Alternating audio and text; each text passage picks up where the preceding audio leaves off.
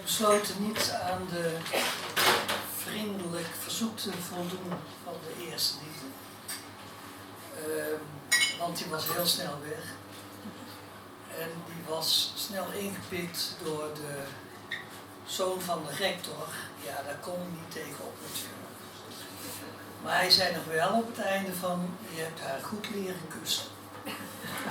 Dus daar moest ik het mee doen. Dus ik hou nu maar op alle latere liefdes.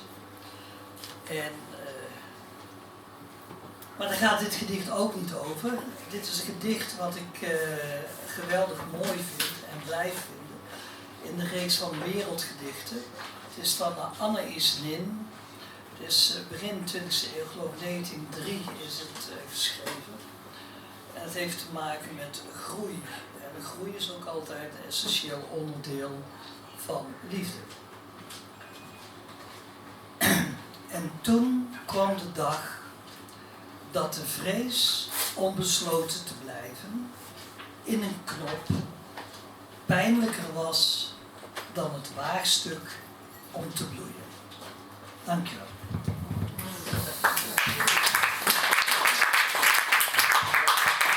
En je mag hem feliciteren, maar ik weet niet waarom.